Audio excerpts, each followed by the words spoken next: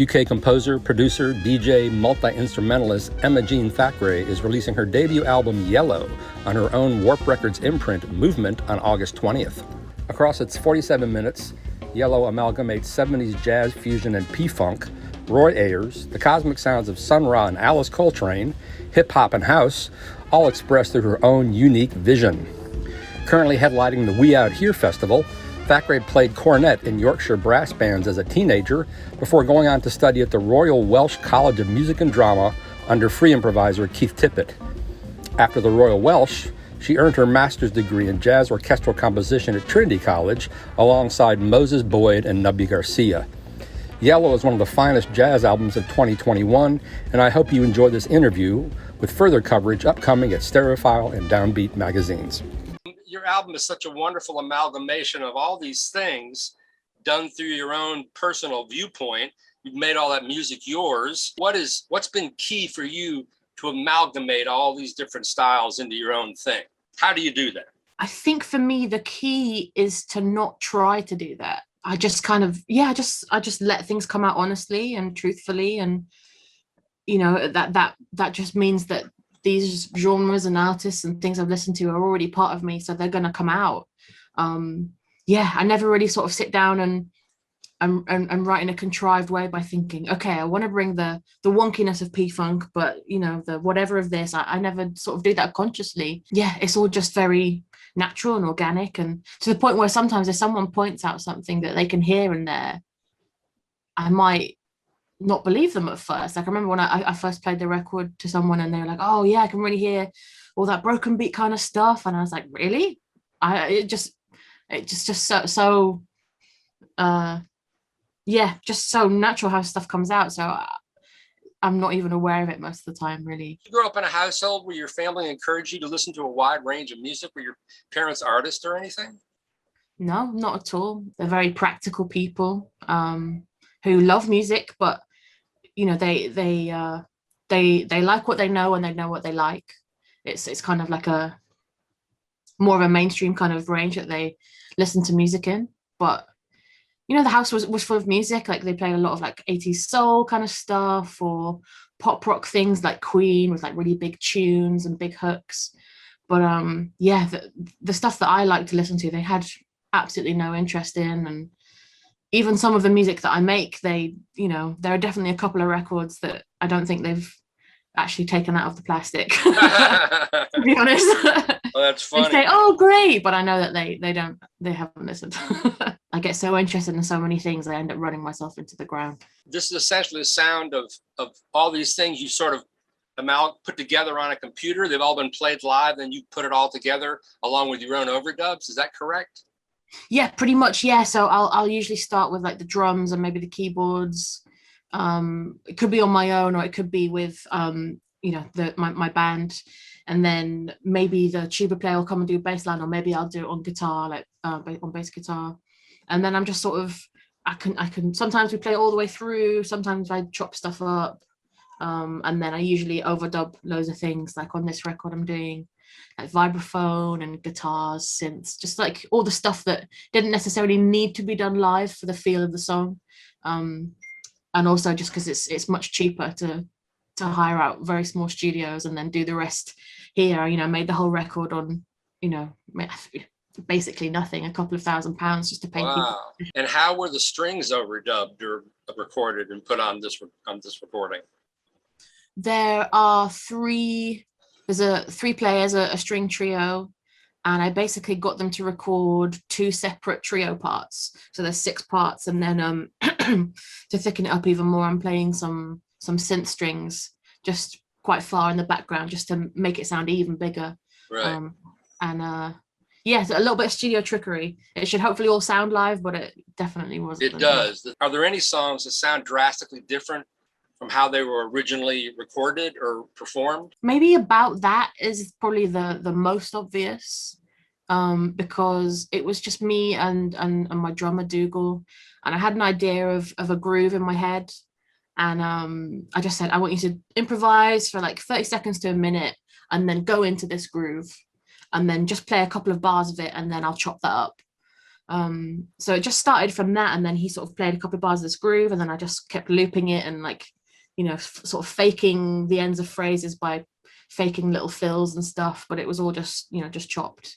And then everything else on that track is me. So I brought it back here and I'm just sort of laying everything. And I sort of made it similarly like I did to Ley Lines, where I'm pretending to be different parts of a band.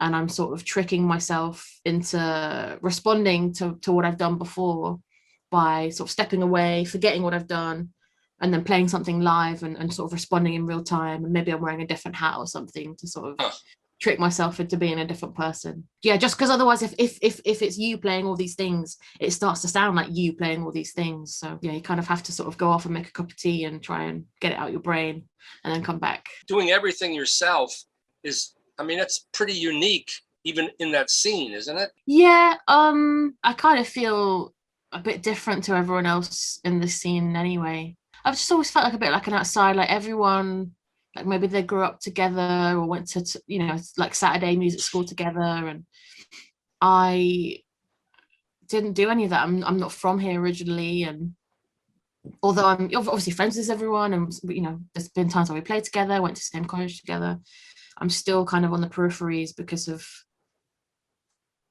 what, I don't know, maybe it's just naturally who I am as a person. I've kind of always felt like this outsider. That's just kind of, it's like that's been the tag put on me from really? my whole life. Yeah, just always the weirdo, always the odd one out.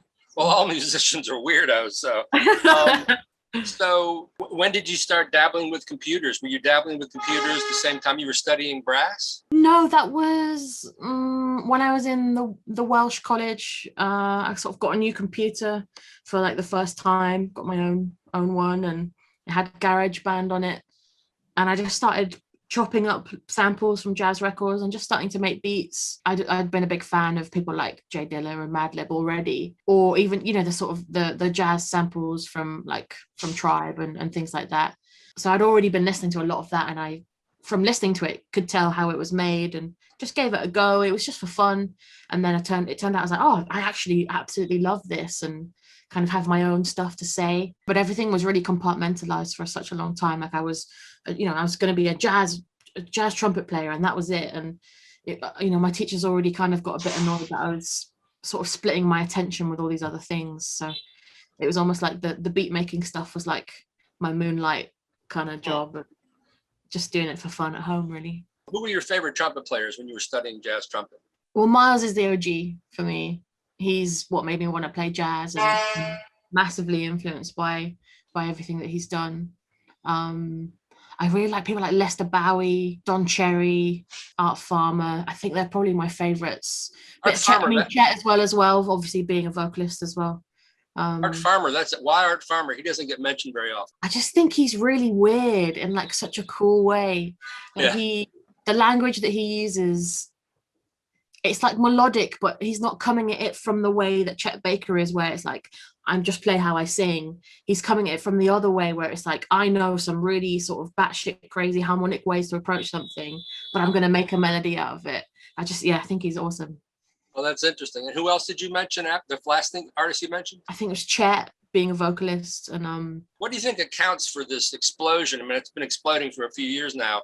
All this amazing jazz-based music coming out of the UK now. What accounts for this? I think it's resonating with people beyond the usual jazz heads. So I think for this, I mean, for the scene to look like it's growing and reaching more people, I think it's because it is. I think, I don't really know anyone around here that sort of plays that much swing-based stuff. So already it's like a different way to approaching groove. I think it's quite often an approach to groove that is maybe a little bit easier for people to hear. I think sometimes, you start playing a swing groove and immediately, even if people like it, they might think this isn't for me. I don't really understand.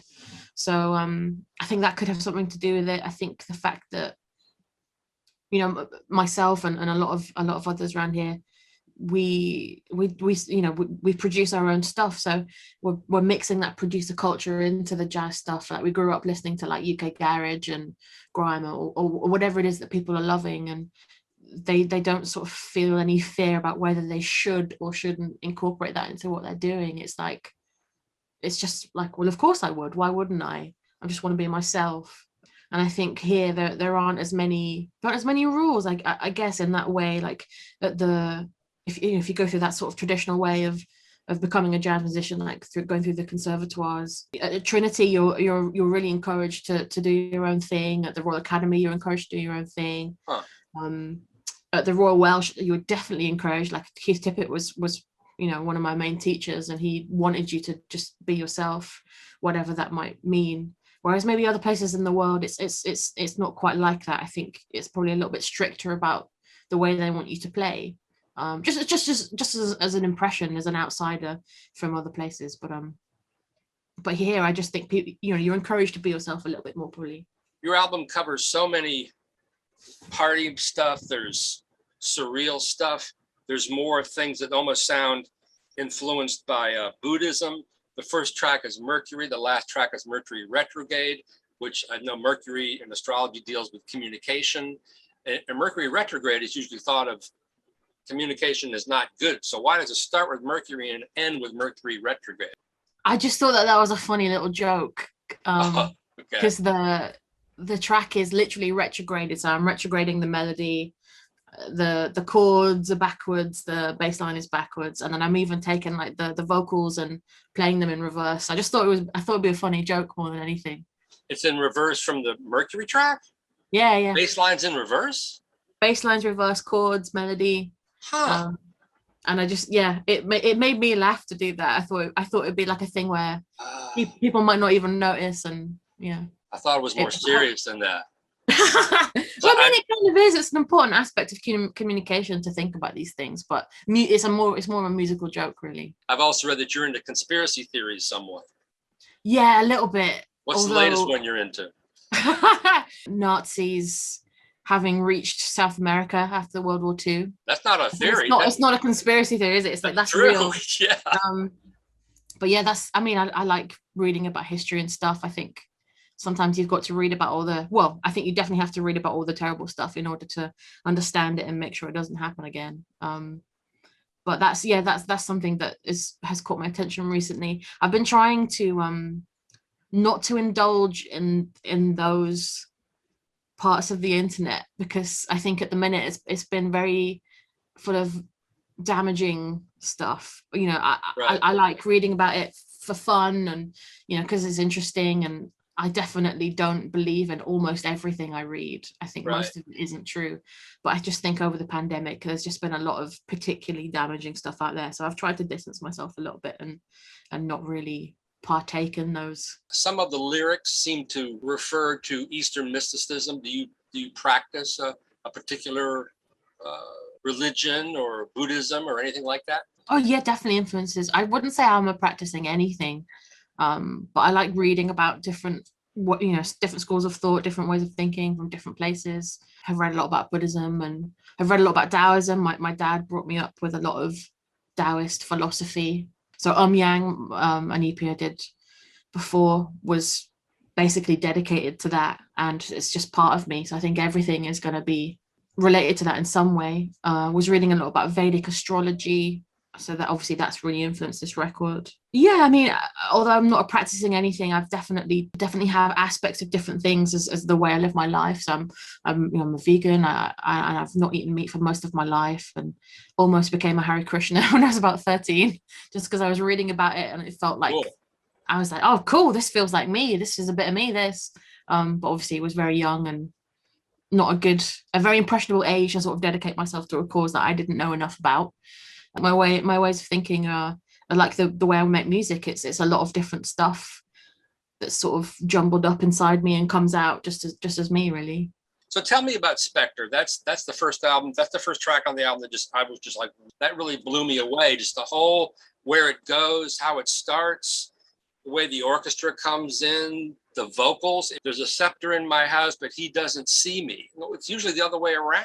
It's surreal, and all the incredible orchestration. Man, it's wild. That's a great song. I'm so glad that you picked up on that little detail in the lyrics, because I did want people to sort of feel that ambiguity for sure. It's about mental illness, really. It's whether that's my own or a partner or my friends. just sort of people through illness having just the joy sucked out of them and becoming almost like a husk of themselves. Yeah, like almost like this sort of veil between you of you know, you can't communicate because you're in different, you know, someone's passed beyond, they're not themselves, they're a ghost now. And I definitely wanted to try and bring that metaphor through to sort of try and demonstrate what it's like having mental illness or being around someone and loving someone who is ill. And just to sort of feel like if you're the one that's ill, like you might feel like you're haunting the place, feeling like you don't belong somewhere, or the other way around, you know, if your partner or whatever is ill. And I tried to write it indirectly, so I'm not using eyes and things, like, you know, it's not really in the first person, so it's just to kind of open up the language and mean that people who were listening could try and find catharsis in what I was singing as well as me through singing it. So yes, it's a special one on the record. I think it's one where it's like it definitely is different to everything else on the record. And the way I wrote it was very different as well. Like I don't really remember writing it, if that makes sense. Wow. It just sort of flew out, and I was just at the piano or the keyboard, I can't quite remember, and you know, heard it all in my head and was just, you know, writing it down, and it just, you know, it was all very easy. Although it's about a very difficult subject matter, I just must have really needed to get it out of me because it came out very easily. And wow. At the end, I had this song written down. I was like, oh, okay, cool, done. So it had originally had that 4 to the bar pacing going on? Yeah, I was just playing that with my left hand and then playing this little clave with the other hand and singing. And I kind of knew that I wanted all these like very reverberant guitars, and sort of this like quiet but almost sort of slightly Latin, slightly Afrobeaty kind of drum groove, but quiet, and these huge orchestral kind of vibes in it as well. Yeah, it just sort of, it was just in my head one day. It could be about anyone. It could be, it might not even be about mental illness for someone who's listening. Maybe they sort of can find it resonates with them thinking about something completely different. I think, you know, if you're saying that something haunts you, it could be any kind of stress or worry, really. I hope people can find solace in it, no matter what it is that's troubling them. Can you describe your earlier EPs for me, just like in, you know, thumbnail sketches of those records? Yeah, so they're kind of like little short stories, really, little glimpses into a world, whereas like Yellow is kind of like a whole universe in the way I'm sort of thinking about it. They're just like little glimpses of a world, and they sort of show different ways that I like to work. So Walrus was me playing with an earlier iteration of my band. Ley Lines was just me on my own. Literally no one else touched that record at all. And that was about me just sort of, yeah, being playful and trying to find fun and doing stuff again. Like I borrowed a clarinet from a local school and played it for about 10 minutes before I recorded some of the songs. I'd never played it before. I just wanted to sort of give things a go and just have some fun and not try and be, yeah, just not to be serious about anything. Rain Dance was like a bit of both. So I'm playing with my band and I'm doing stuff on my own, and I'm sampling from my own material, from my own band stuff. There's a little bit of a mixture of everything. Yang is all completely live. We recorded that straight to vinyl, and that's the record that is sort of a dedication to my loosely Taoist upbringing, and you know, everything is balanced on that record. So the two tracks are the structures are retrogrades of each other. So like it starts very quiet, builds into this big groove, gets a bit crazy. The next side is the opposite of that, and the melodies are retrogrades of each other. There's like all these like little trickery things where things are in different time signatures at once to try and bring this trance like state into the listening. Wow. Yeah, that was really fun. And that one isn't on my label, that's on a different label, but it was just such a cool opportunity. We did it. Yellow was like the first sort of big statement of like, here's a full record. Why is it called Yellow? I use the color yellow in meditation and to try and, yeah, just focus on gratitude and positivity. I'd sort of use colors or smells, and you know, it could be that you've got a singing bowl that you use to sort of get you into that state quickly, like a trigger. But for me, it's colors and smells more than anything. So yeah, I just wanted to sort of make the whole record be about that, like me trying to be positive, grateful for everything, and trying to feel connected to everything and everyone, this kind of universal oneness. And that's sort of represented on the cover in different ways. Yeah, that's a fantastic American artist called Megan Boyd, or Yin Shadow she goes by. Yeah, it's very cool and a definite sort of like California hippie goddess. Keep up the great work. You're a really amazing talent. It was great speaking with you. Oh, thank you so much. Yeah, thank you so much for your time and for your patience. Thanks so much, man. Bye. Bye-bye.